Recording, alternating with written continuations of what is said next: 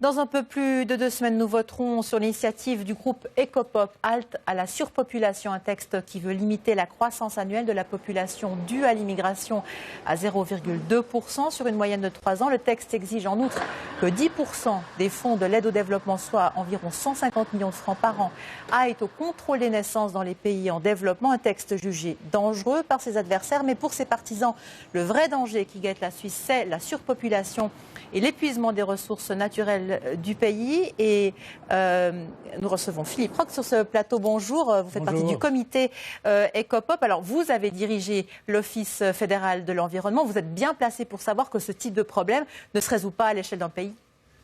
Alors, Ecopop est une initiative suisse qui ne peut s'appliquer qu'à la Suisse. C'est une contribution à la solution du problème que vous avez d'ailleurs parfaitement résumé en début de cet entretien.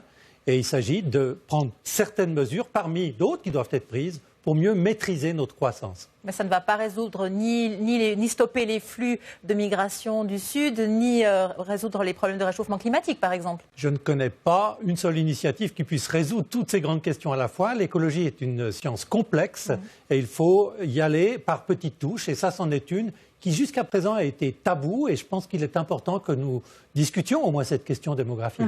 Parmi vos adversaires, Adèle Torrance relevait qu'il pourrait y avoir aussi des effets pervers, par exemple le fait que cette initiative pourrait déresponsabiliser les citoyens. Dans le fond, on a trouvé les boucs émissaires, on n'a plus grand-chose à faire comme effort personnel. Il n'y a pas de bouc émissaire, l'initiative ne vise personne en particulier, elle ne ferme pas les frontières, elle demande simplement une maîtrise de cette immigration qui elle-même est due à une surchauffe économique, à un emballement économique. Donc si on veut réduire cette migration pour ne pas atteindre des taux de population trop élevés en Suisse, il faudra aussi travailler avec l'économie, bien sûr.